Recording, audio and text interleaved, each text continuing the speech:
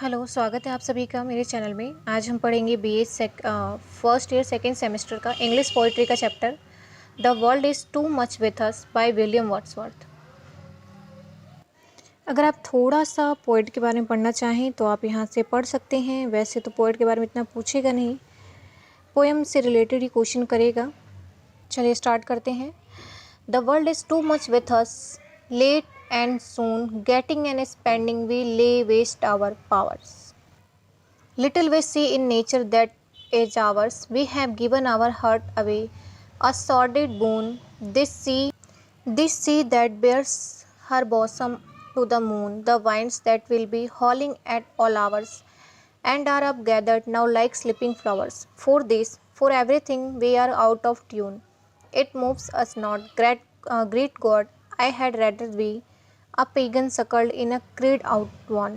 So might I, standing on his pleasantly, have glimpses that would make me less forlorn, have sight of Proteus rising from the sea, or hear old Triton blow his red horn. सो ये है आपकी poem. चलिए हम direct इसकी जो Hindi summary है उस पर चलते हैं।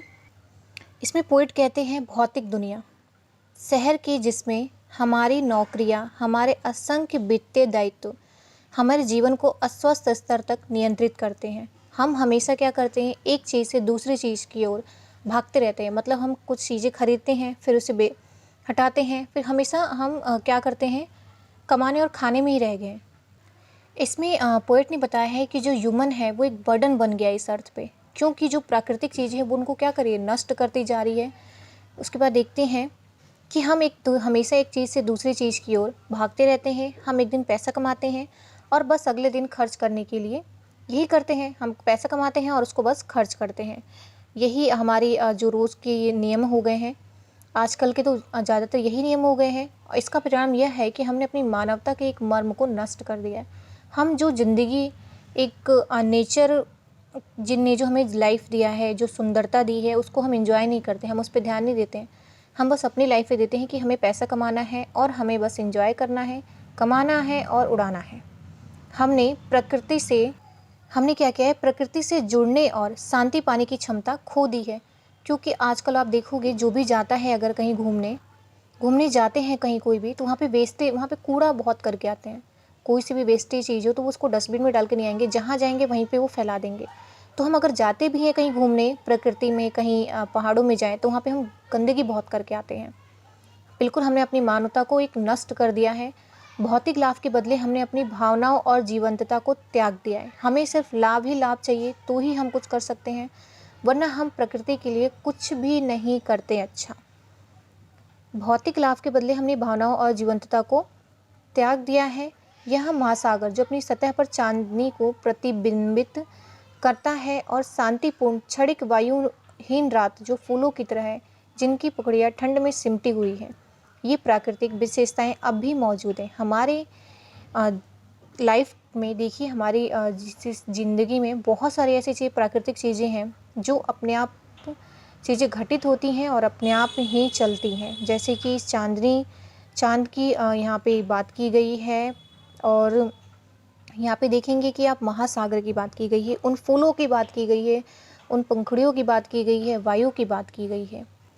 इतनी सारे प्राकृतिक चीज़ें हैं, लेकिन हम इनको एंजॉय नहीं करते हैं, हम इनकी तारीफ़ नहीं करते हैं, क्योंकि हम अपनी मानवीय जीवन में इतने खो चुके हैं कि प्रकृति की तरफ ध्यान नहीं जाता। और गलती से अगर हम कहीं प्रकृति में घूमने चले जाएं, पहाड़ों में चाहे कहीं भी चले जाएं, तो हम उनको गंदगी से भरी चीज़ों में वहाँ पे फेंकाते हैं। और बस वहाँ पे आपकी कोई हमारी जिम्मेदारी बनती है कि हम उन चीज़ों को साफ़ सफाई करें, लेकिन हम ऐसा नहीं करते। हम वहाँ पे गंदगी फैला के आ जाते हैं। सिमटी हुई हैं, देखिए जो फूलों की तरह जिनकी पंखुड़ियाँ ठंड में सिमटी हुई हैं, ये प्राकृतिक विशेषताएं अभी मौजूद हैं, लेकिन हम उनकी सराहना नहीं कर सकते हैं, क्योंकि हमारा उनकी तरफ कभी ध्यान ही नहीं जाता है।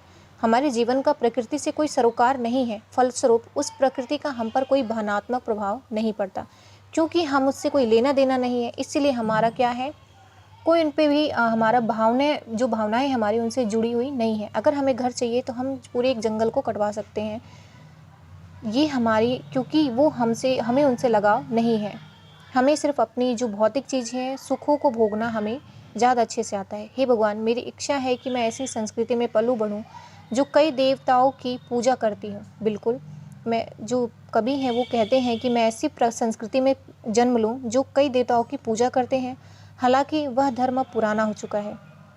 इस तरह घास के इस खुशनुमा स्थान पर खड़े होकर अपने सामने समुद्र की छवि को देखकर स्वयं शांत और अस्वस्थ किया जा सकता है।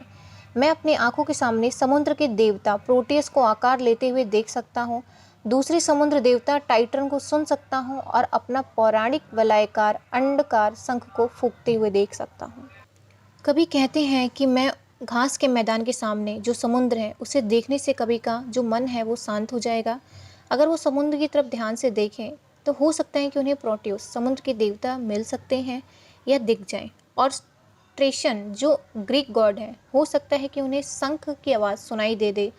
पोएट के कहने का मतलब यह है कि यदि नेचर की तरफ ध्यान से देखें तो हमें गॉड भी दिख जाएंगे या उनकी आवाज़ सुनाई देगी। फ़िलहाल के लिए इतना ही, बाकी वीडियो जल्दी आएंगे। धन्यवाद।